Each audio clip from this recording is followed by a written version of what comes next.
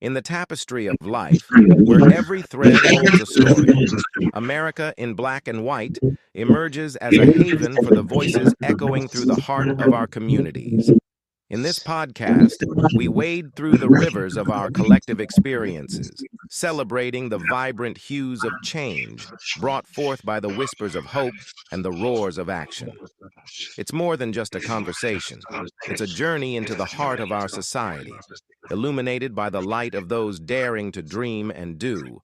Join us, and let your voice be the melody that guides us toward a dawn where every color finds its place in the masterpiece of our shared destiny. Together, let's paint a future brimming with the positives that dwell in our minds and the actions that shape our world. Good evening, ladies and gentlemen. Join us live tonight here, January 23rd at 6 p.m. Eastern Standard Time, as we get ready for Final Word Friday. Welcome to another powerful edition of Final Word Friday. This space was created for truth-telling, accountability, and the kind of conversations that sharpen us as leaders, neighbors, and community builders. Every week we gather not just to talk, but to think deeply, challenge assumptions, and elevate the dialogue through the issues shaping our lives. Tonight we're joined by three men whose journey reflect service, resilience, and purpose in three very different arenas. We have Mr. Broderick Rory, a bold advocate and health clinician here for the community clinics and public health there in North Carolina. And he advocates for the LGBTQ community, standing on the front lines of equity, visibility, and human dignity.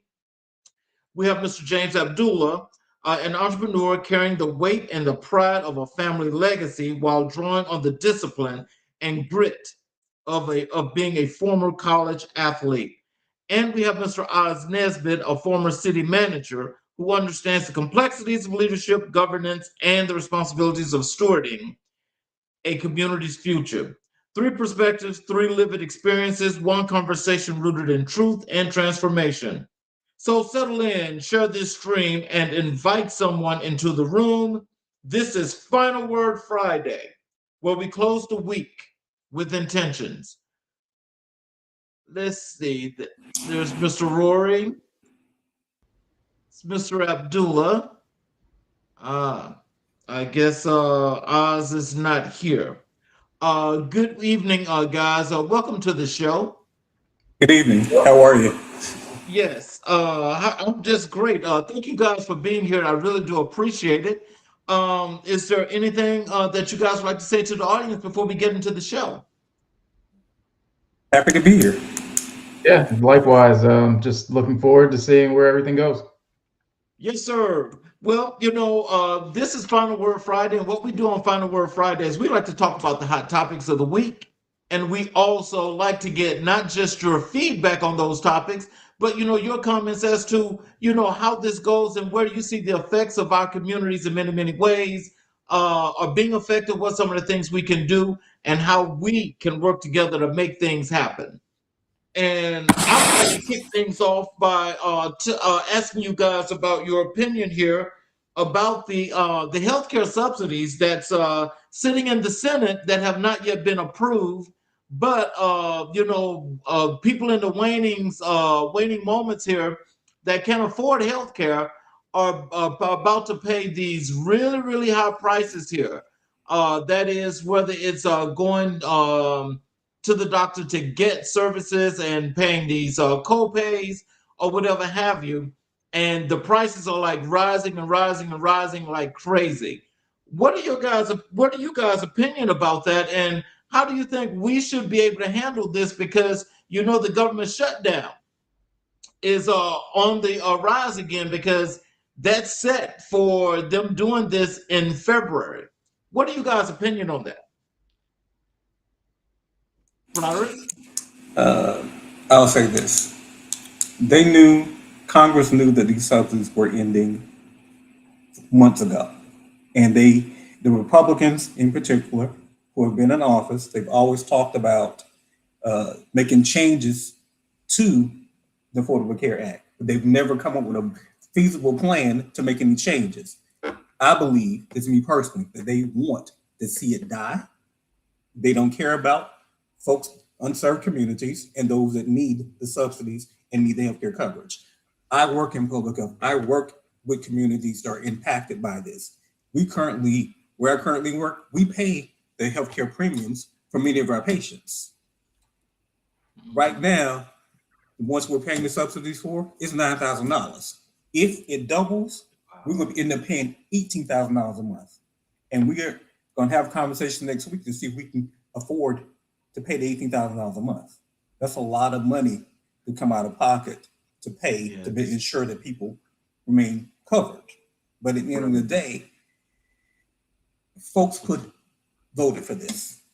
They voted for this because they thought it was going to impact Black and brown folks. It's that honest conversation. They thought it was going to impact Black and brown folks, and now they're being impacted, and now they want to double down and wind it back because they're being impacted. Yeah, I'll piggyback off that a little bit. I mean, for me, I'll be honest, and this is something, this topic we could talk probably the whole hour for, or even more.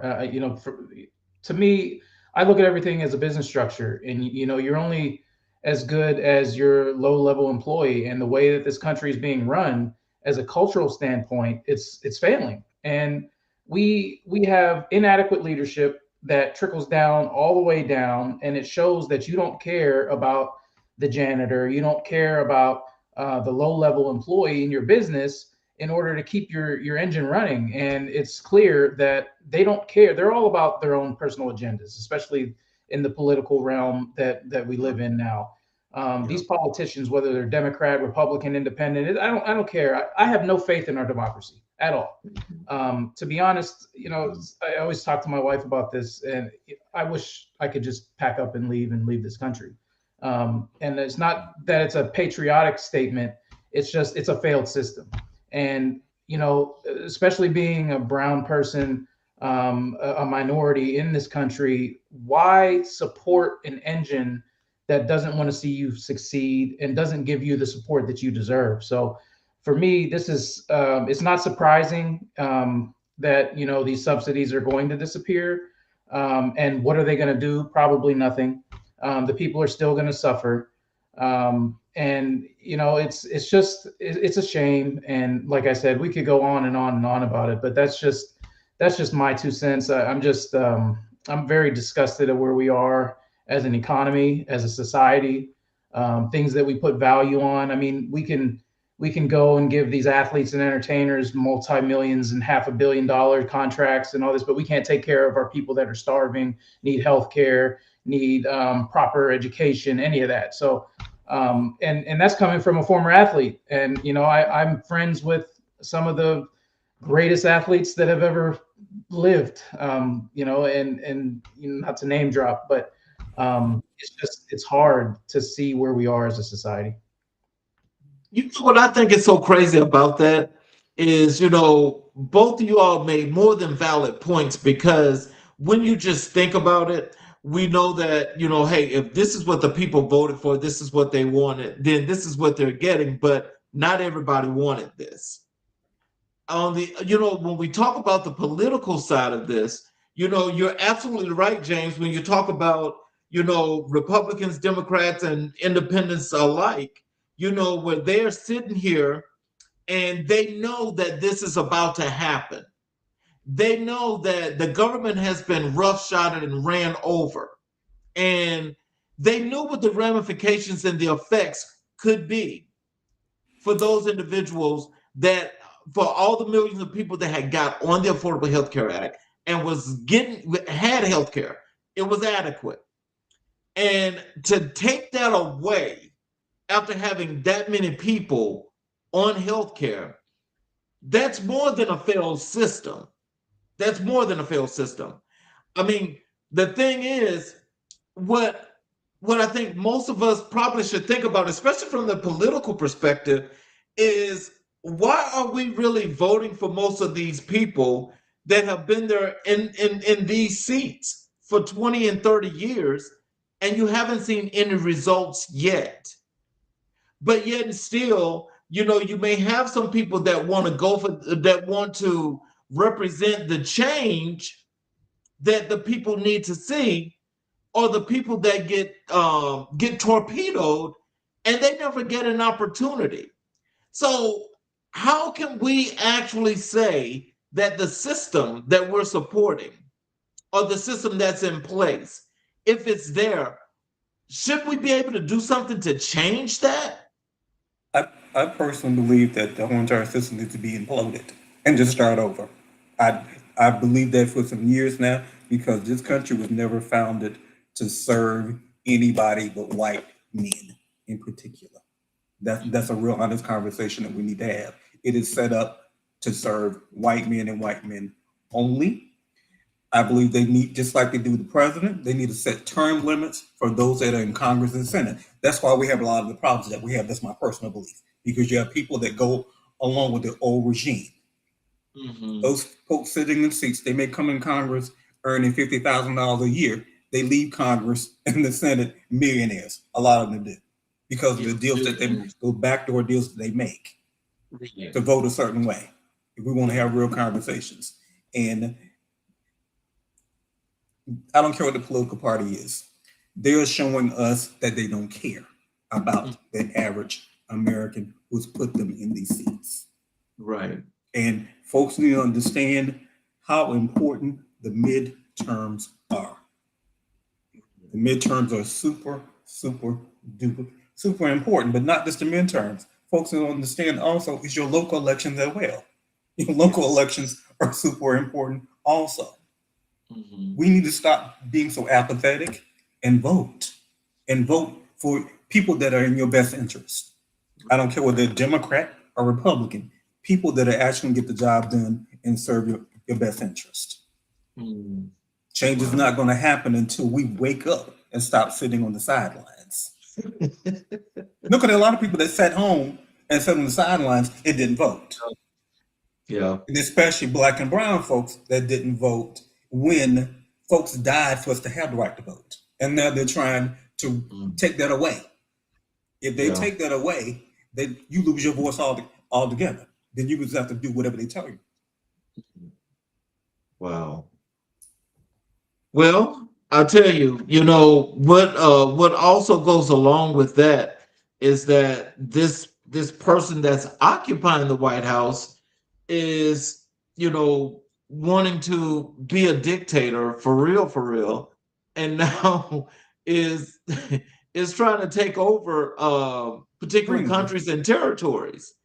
And I'm trying to figure out, like, we supposedly have the checks and balances of both the Congress, the Senate, as well as the Supreme Court.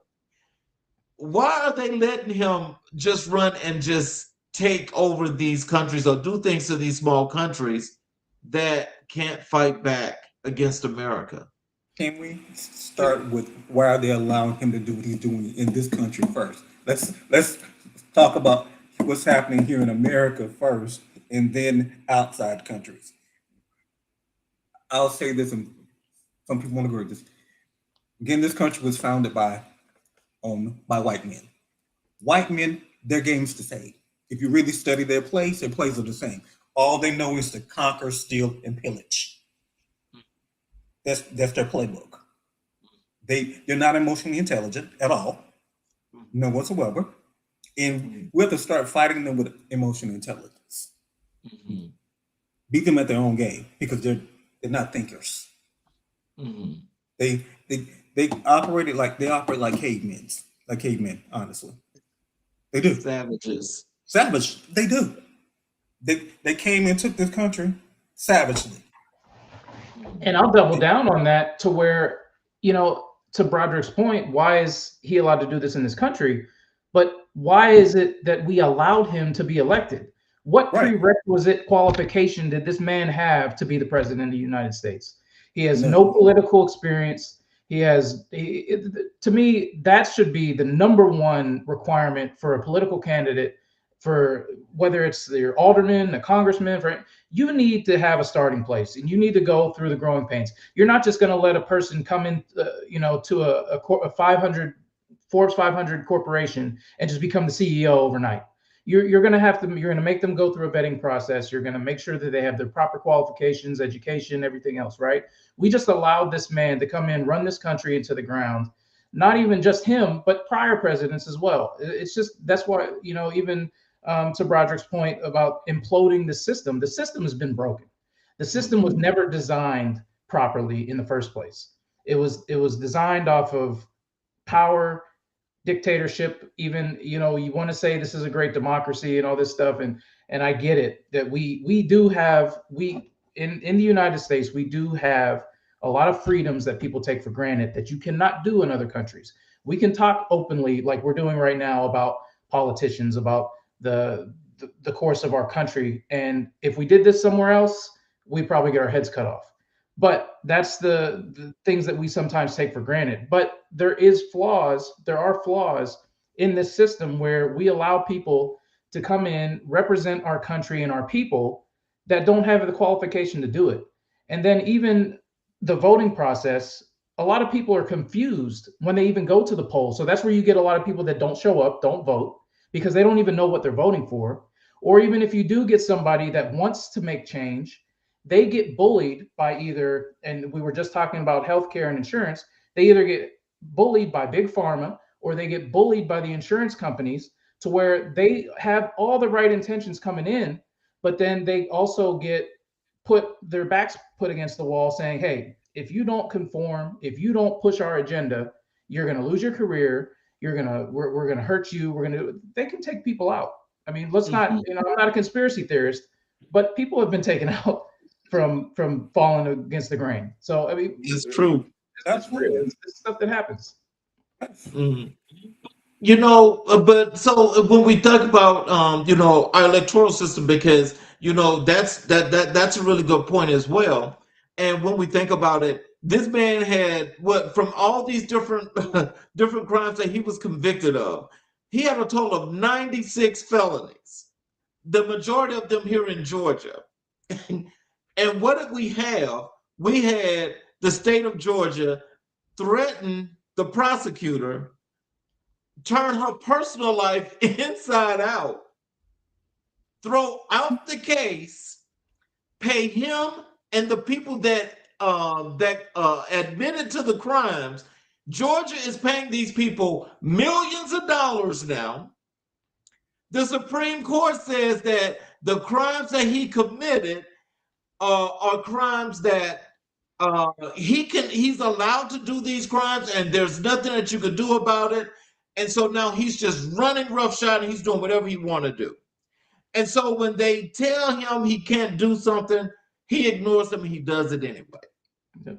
So in the process of doing that, and when you mention about, folk that want to vote, they don't know, a lot of people pretty much don't keep up with, not just what it is that they're voting for, but a lot of people really don't realize and recognize what their real interests are, what's going to benefit them. So primarily, it's like a lot of people say, well, I don't have a need to vote. When I hear that, my opinion, when I hear that, I think, one, that there's got to be a better job when it comes to civic education. And I know that's a lot for a lot of people as we get more and more advanced here into this 21st century, because the world is now moving like at speed, at light, like light speed. It's moving really fast. So to actually take some time a lot of times to say, well, let me just help you to understand this, people aren't having time for that. What are some of the things that we can do to pretty much try to help a lot of people to understand how the world's functioning and working and what's really good for them and what's not? Put civics back in the schools. That's one. Because I know when I was in school, I took civics. I took civics in the 9th grade. That's one, where you learn about the 3 branches of government and how the government works. But on a bigger note is, I think it's important, and I'm thankful and grateful for this type of platform. Having honest conversation with community, and like you said, when you hear folks say that, take the time, if they're interested, to have a conversation with them, but listen to where they're coming from. Ask them questions about their lack of understanding and knowledge. The thing is, education is the key. You have to take the time to educate folks. Because when I hear folks say that they hadn't voted, I ask them why. Because I'm interested in knowing why they didn't vote. Get a better understanding in, if they tell me they're apathetic, what are you apathetic about? Mm-hmm. What's your loss in interest? Then I talk about how it affects their lives if they look at the bigger picture and do a comparison of, hey, when this person was office, what was your life like versus what's happening now? But there was a point I wanted to make, but I lost it. It'll come back to me. Yeah, no, I mean, there's there's such a disconnect with the young generation in our country. I'm 40. So for me, I grew up old school, the same thing. We're not being taught in our education system the same things that I was even being taught. But the problem is we focus solely too much on entertainment instead of real issues as a society. We have, these kids have no idea how to write a check, how to write a letter, how to just anything, how to function as normal human beings in society. They think that the world is YouTube, Twitch streams, and TikTok. I have no Instagram. I have no Facebook. I don't do any of the social media. I have real life problems. I work hard. I have multiple businesses that I operate. I have no time to market, do all that stuff. But to each their own to that point.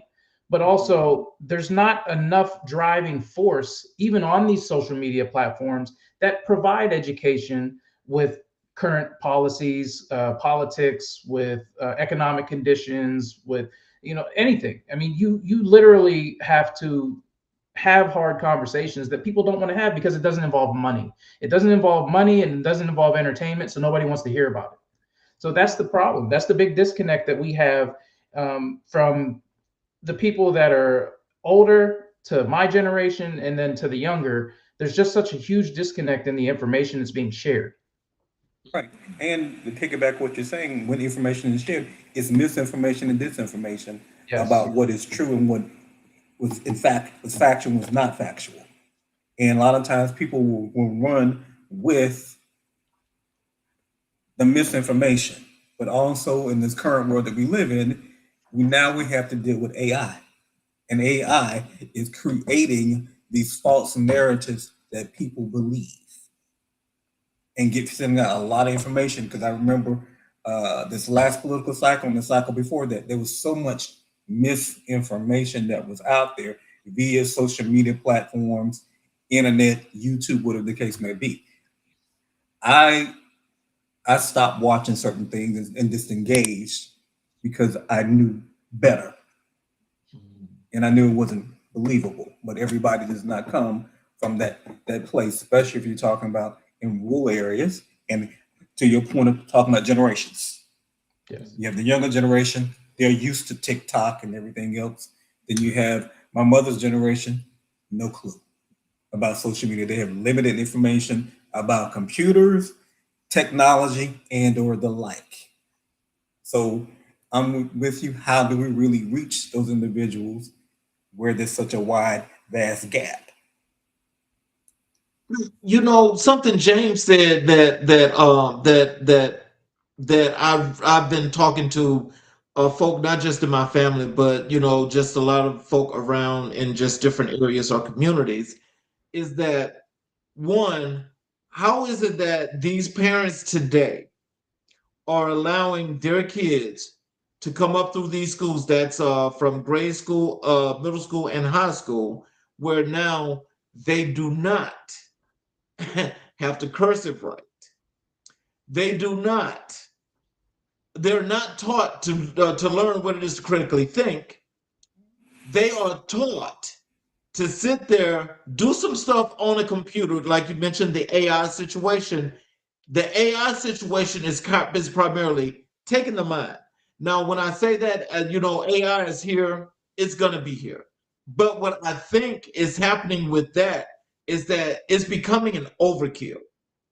And so I think those that train the AI to do the things that it does, like you're talking about the false things that are being put out, that's programmed into the AI. And so Absolutely. this is how the AI gets to do all of that, which means that if people are learning how to code and to put the bad information into the AI, it has to make all of us think, why are we dealing with that? Because I mean, there's a lot of good that could come out of this, but we are seeing the bad right now, and I mean, it's like in your face, just like Donald Trump. So my thing is, if when we're sending kids to school, um, shouldn't we be much more on top of what our kids are being taught? Should we not be a part of those decisions and the decisions that's being made as to what you're teaching my child? Should, but part of it is, if you think about it realistically, they want folks to not be critical thinkers and analytical thinkers. Because if folks are critical thinkers and analytical thinkers, then guess what? I'm going to challenge the things that you say and or do. They want a society. Why do you think they're attacking the education system? Part of the reason why they're attacking the education system, in fact, is they don't want us to be critical thinkers. They don't want us. They don't want folks to be analytical thinkers because they want these. And on top of, they're using the fact that these newer generations, they're attached to their phones and other things, and they're using all those mechanisms to dumb folks down, truthfully. And they're using the education system to, it's their culprit to make it happen. Why do you think they're removing cursive writing and all these other things? Why do you think they're attacking and moving African American studies and all these other things in the school system? Why do you think they're coming for our HBCUs? Because again, an educated black, let's talk about racism. An educated black person is dangerous. Dangerous because you just can't tell us anything because we think critically and analytically. They don't want kids to do that. It's up to parents. It's up to parents. Education starts at home. It does. And it's important for parents to be aware of what their children are learning. The greatest teachers are your parents. I'll just say for me, my greatest teachers were my parents. It started at home first because I was told from a young age that I was going to get an education.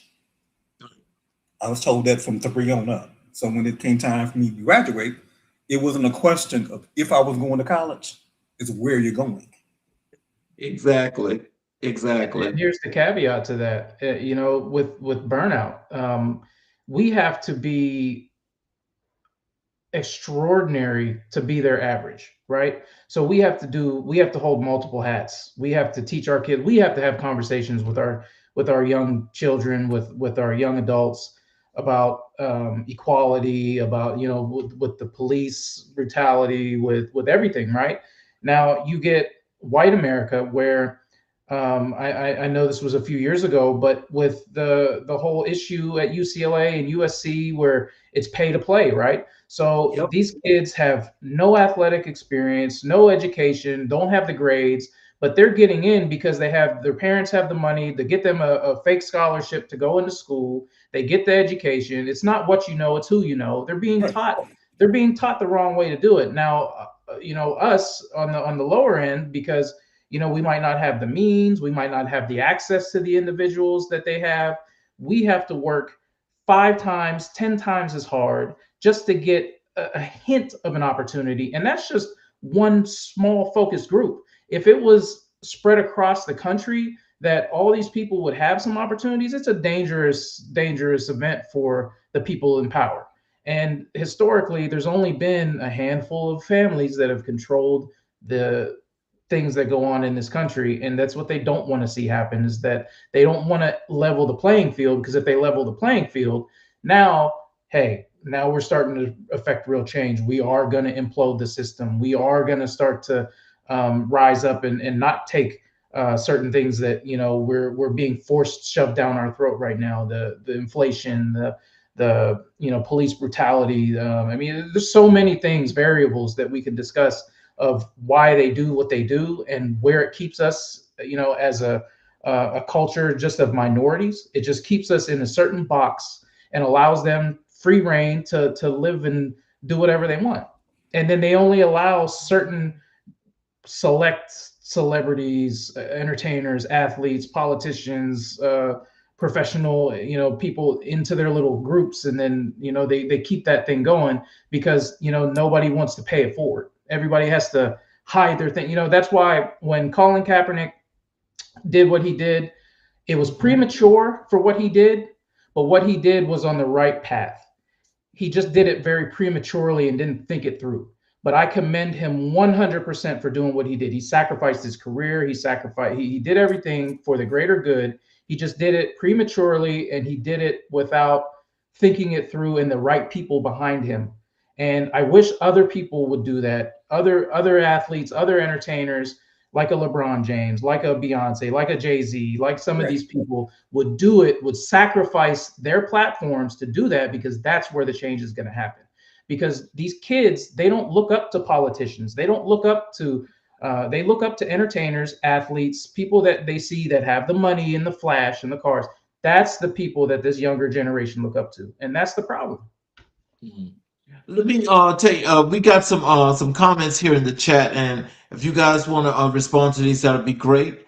The three that are in here are from Coach Carrie Willis. The first one's on the screen.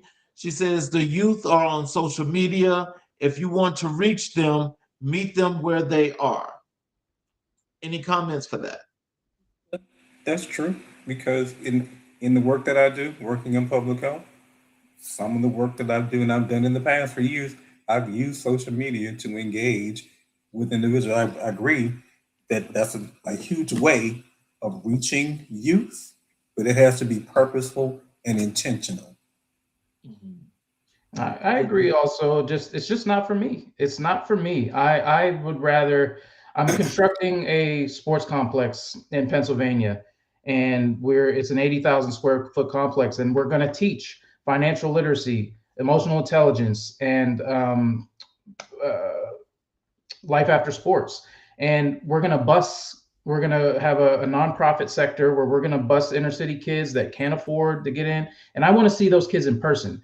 I don't want to be a persona on social media or some perception of what reality is. Social media is nothing but perception. There is no reality to social media. I don't care. You can argue me down all day. All these people that go on there talking about they make $10,000 a day doing it's all garbage. I want to see real people and give them real results, teach them faith-based leadership, create real community leaders, and set them up for life after they're on or off the court, on or off the field. And even if they don't play sports, we want to develop good, wholesome human beings that go into society and are successful and can pay it forward down the road to the next generation and so on. Her next comment here is this to you, James. Her dad is almost 80 and he's on social media. Lord have mercy. Yeah, no, that's great. I love it for people that, if they need an outlet for entertainment, that's great. But as far as taking it seriously, I could never take social media seriously. It's not something to me. There's one thing. When Facebook started, it was a way for people to connect in different colleges and network and stuff like that. And LinkedIn is great for, business, for people to share and open opportunities as far as business. But TikTok and Snapchat and Instagram is just prostitution. TikTok and Snapchat, it's just prostitution. I mean, every time you go down, I think my wife shows me, it's just a woman shaking or twerking or doing something like this. And then, men on there just, how much for a Cash App and all this. It's just like, it's disgusting. It is demoralizing to our country and for what we stand for. And we should be ashamed that we promote such sexual prostitution and disturbing images that our children are seeing. I mean, it's disgusting. If you have a 10-year-old I have a 7-year-old girl. I don't let my child on social media. There's no way I'm going to allow my daughter to be subject to such prostitution online. There's no way. No way.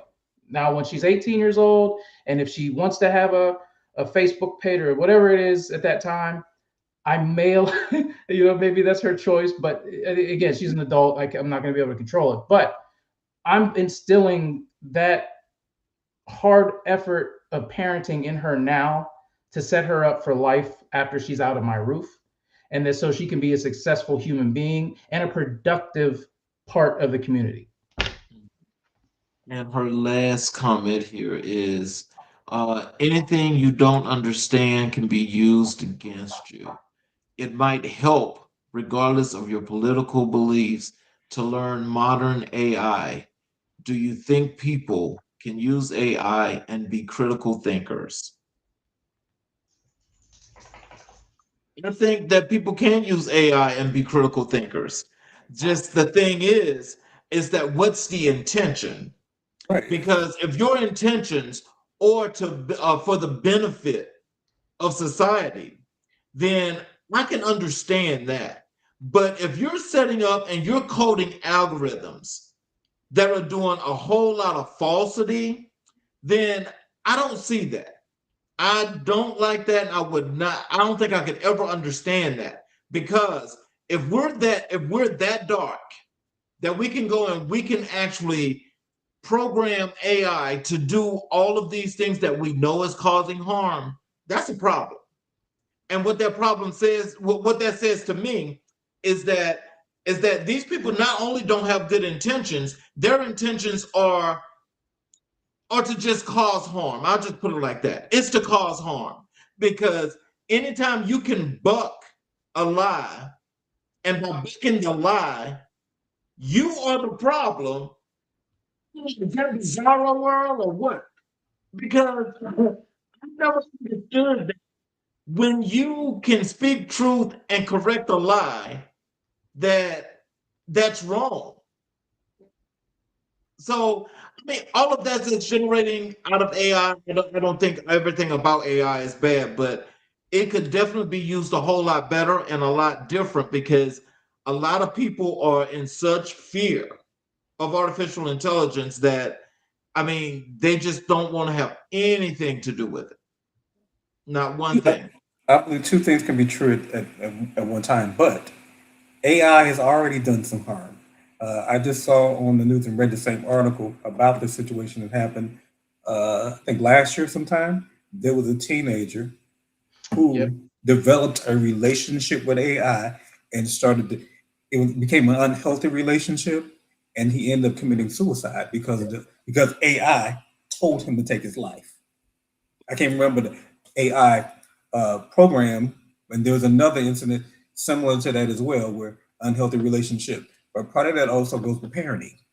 You should know what your children are accessing on their computers and on their phones. I mean, AI is a double-edged sword. You know, it's extremely helpful if used correctly. But Right. to Charles's point, um, we don't know. I mean, it's not born, right? So it has to be created. It has to be coded. It has to what's to stop somebody if they have a racial agenda, if they want to wipe out a demographic of people, whether, you know, and Broderick, I know you're an advocate for the LGBTQ. What if there's an agenda implanted internally into that AI that just automatically discriminates against that community? What if Right. there's, you know, what if it's something that, you know, look what the modern era we're living in with ICE and what they're doing. What if there's an agenda that's to just target um, immigrants or people that look like immigrants or something? There's so much that we don't know that goes into the coding. That's what makes it dangerous. Right. Now, if there's Absolutely. no regulatory steps that are taken to make sure that this stuff goes through stringent criteria before it's released, then who's authorizing that? Who's authorizing that release? So we still have to have some type of faith that the people that are overseeing the creation and the implementation of AI, that we trust them. And that's the hardest thing. It's, you know, you couldn't have told me 20 or 30 years ago that you'd be comfortable taking a ride with a stranger in an Uber or doing an Airbnb, but that's the time we live in. So now it's like we have to have that faith that these programs are being coded by responsible individuals that have the public concern in mind. But to your point, James, I believe there should be measures in place for this and some governance, because anything that have governance becomes dangerous at some point in time. Yeah, but also that when it comes down to the situation with the AI is that we know that it can fit across many facets and do many things.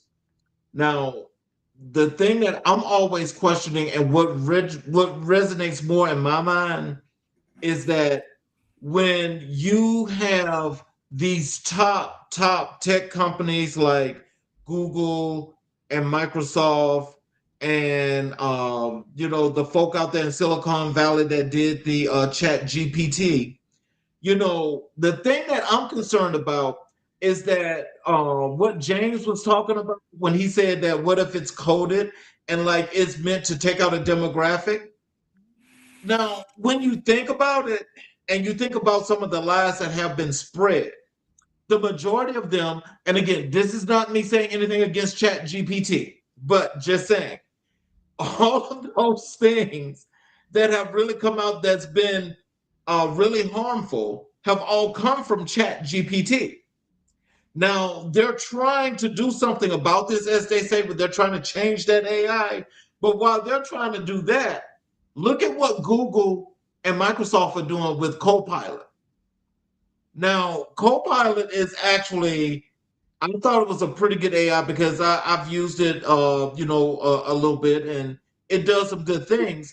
But there's some things on the other side that I guess maybe if you use it enough, you'll get to find out some other things about the AI. And I think that once you start to understand that, it kind of makes you go on pause. And you may have to go on pause when we're thinking about it because, one, Google and Microsoft are always collecting information. And so this is the question. If using their AI, do you honestly think that they're doing more that's going underneath or behind the scenes that's collecting more of your information and your data? Absolutely. Absolutely. The short answer is yes, because we are in this country and they're always collecting data in some way, shape, form, or fashion. So, yes. Yeah, the Consumer Privacy Act, I mean, that's a bunch of garbage. They do what they want. We can't control what they're going to monitor. You can turn your phone off. You can turn your location sharing off. If they want to find you, they're going to find you. If they want to listen to you, they're going to listen to you. There's no hiding from data sharing or from them getting any information on you. If somebody wants it, they're going to get it. To give an example, say for instance, you click something on social media, a picture or whatever the case might be, whatever it is will come up. Similar products, ads will come up associated with whatever you clicked on. Of course, they're collecting your data all the time. Yeah. Always.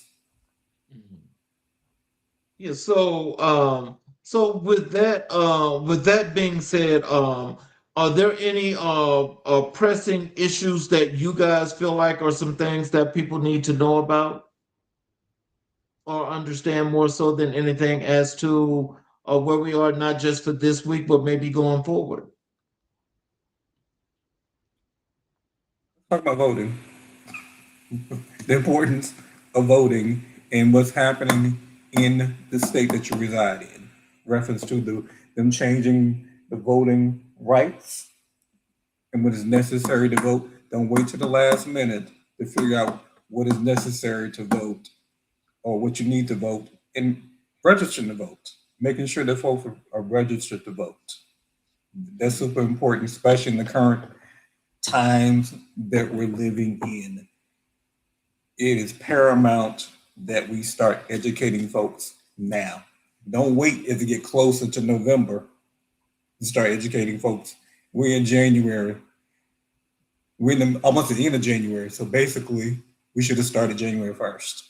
Truthfully, we need to educate folks and really look at the states that folks live in, see what changes they have made, how the laws impact your right to vote. Now, when you start educating folks and educating people on who is running for office and see if they align with your views and values. And I also like to bring in community into that. I mean, there's, we always talk about Black Lives Matter. We talk about community. We talk about, but a lot of people don't practice it. And the problem is we want change, but we don't come together to create that change. We still have that dirty dozens mindset where it's like, you got to put somebody down because of the shade of their skin or the economic condition that they might be in, or the way they were brought up, or the street that they live on, or the color that they wear. We got to get away from what they're trying to accomplish, and they're winning. We're having the highest rates of brown on brown, black on black crime. The gangs are taking over. They're killing each other. We're keeping ourselves in a box, and they're just watching us and laughing.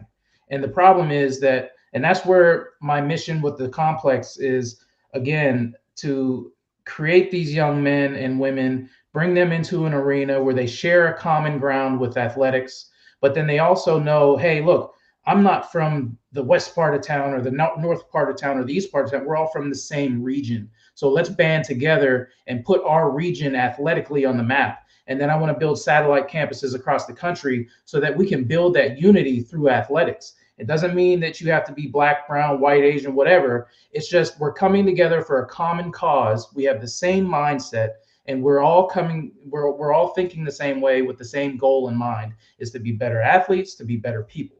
And that's the problem that I see just even in our minority community, is that we're too busy fighting each other instead of fighting the people that really matter. And I think that's something that needs to be shared more, especially with our young people. Stop killing each other. Stop trying to compete with one another. Bring each other up. The white people, they bring each other up. It's not, like I said, it's not what you know, it's who you know. And they keep bringing people up through the ranks. And that's why they keep the succession going. These families keep being successful because they keep grooming their families all the way up. And they keep the money and they keep the power within that centralized pocket. We can be so much more powerful than we believe. We just have to start working towards it. Agree with you 500%. And that is where, when you mention community, it's like it's a whole lot when you look at the situation. I want to tell you this is firsthand, and that is, wanting to build community. I understand the essentials and what that take, but when I actually go into the task and I just look at different communities, oh my God, the work, as you say, is totally overwhelming. But the problem is the main thing that you mentioned. Where are the other people that can help me do this? You can't be the only one. Yeah, you can't be the only one, and you have to start with coalition building. See, that's just the thing, is that, not everybody. So I just want to make sure I clear that. Not everybody, but we're talking about some monumental task. And so these tasks are not just like 10 people, it's going to encompass an enormous amount of people because that mission is huge. So, it may take some time with the little bit of support to chip away. And I guess for some, you can look at it as, hey, a little is something, but, we don't have that much time, is the way I look at it.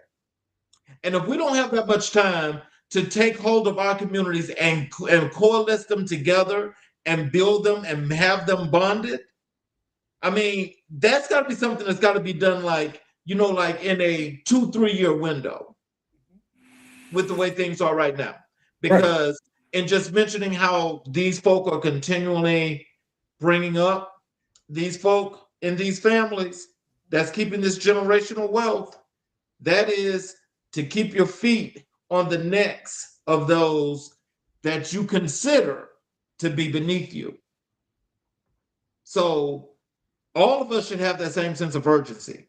to build community, but a lot of us don't. Absolutely not. I agree with 100%. And to add what you're saying, sometimes you have to go where the people are. Every Sunday, the people are in the different denominations across whatever city that you live in. You have to go where the people are. Start with the churches. That's where a lot of us receive our information. Historically, this is where we receive the information. This is where a lot of coalition building has happened. Bring together, that's bring together some the pastors across whatever denomination they are, because we have to get buy-in from community. And sometimes you have to start with the gatekeepers that have access to the people. And we got to stop these corrupt pastors trying to get private jets and locking doors and $10,000 a person and all that. You know, it's just it's a shame, you know, and just to make it a lighthearted, but it is just a shame, you know, that we put certain individuals in power and they corrupt their power. And I think that's where we have to get away from the, you know, Martin Luther King we don't want him to die in vain. You know, he had his visions, and the pioneers that came before us, they have their visions. The problem is that, you know, even the Black Panther Party started with good intentions and became Black Lives Matter started with great intentions and became what it became. There's certain things that, you know, everything at the foundation is in the right cause, and it just trickles off because people start to lose their mind. They get drunk with power, and that's what we have to start, you know, getting away from, educating and holding each other accountable. You know, if you see your brother or sister falling, it's like, you know, bring them up, you know, instead of just waiting for them to fall so you can take their spot. You know, everybody's always worried about what the next person has or doesn't have, instead of worrying about the bigger picture. And that's a lot of the thing is people are so short-sighted instead of looking further into the future and thinking about, oh, you know, when I'm gone, I want to make sure my kids and my kids' kids and everybody else is set. They're just worried about what they can get right now and what's self-gratification in the moment.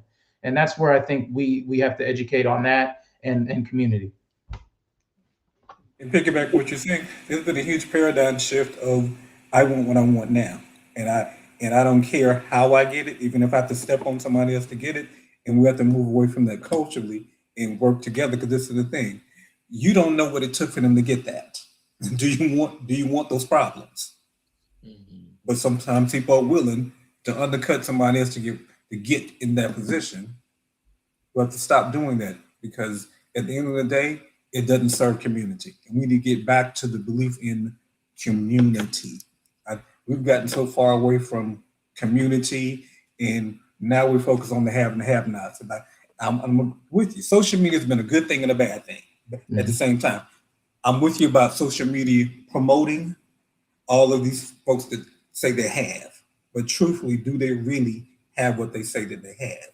And microwave society now. We're in a microwave society where people don't want to work and build to get things. They want it instantaneously.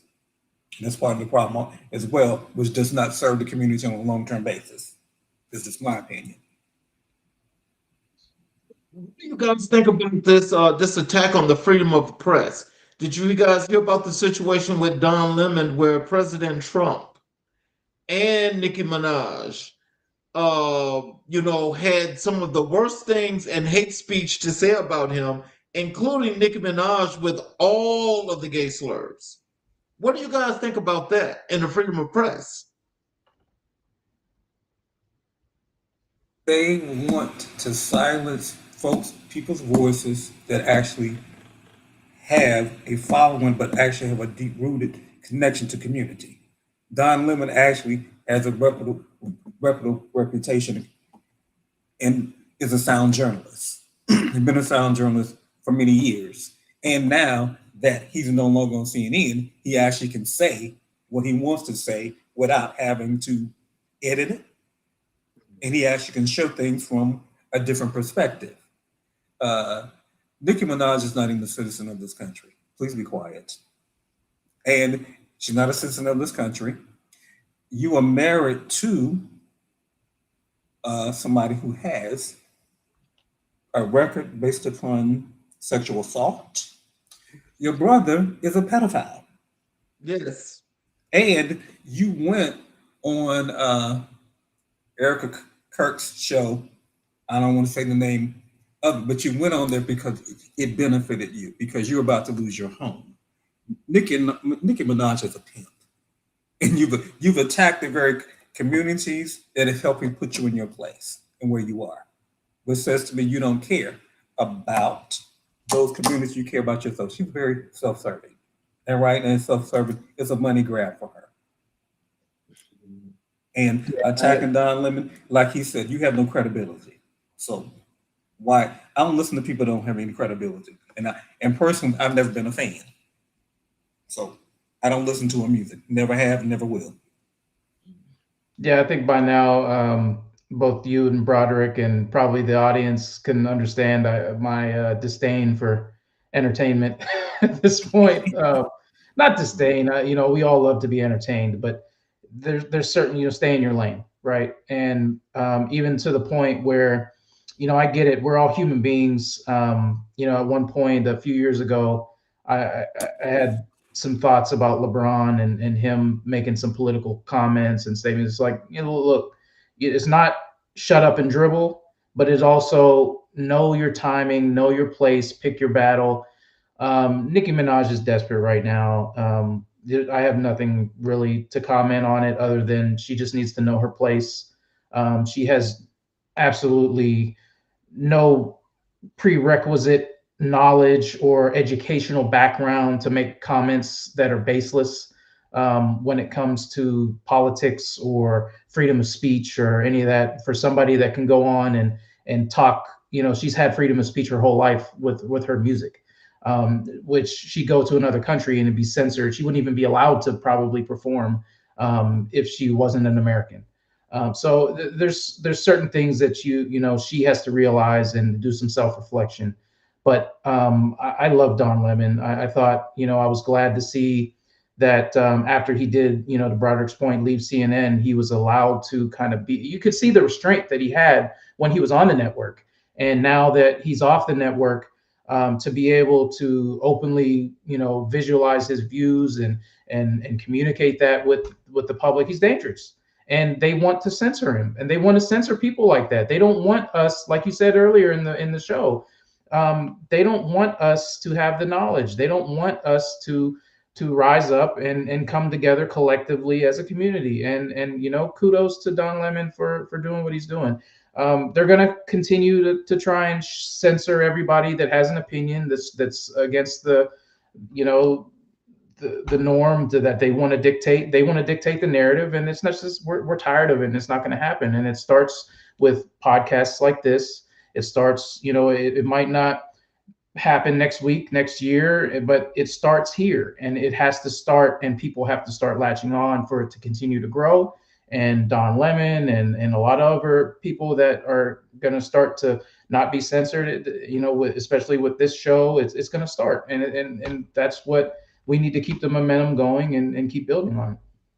And to piggyback on what Go ahead. And piggyback on what you're saying, Don Lemon is a black man. He's a black man that has a following.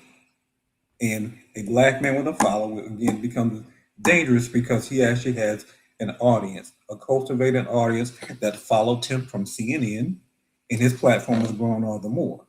And I also want to put another person that I follow, Roland Martin. Love Roland to death because he speaks truth.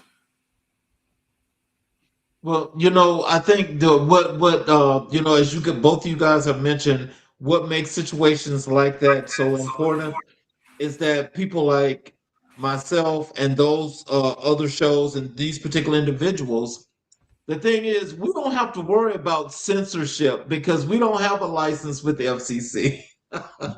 Yeah. And Right. see, that in itself makes it so important where, again, coalescing means let's do the thing. Because now there's so many people that have platforms like this one, that are all over the country. Now they're going internationally,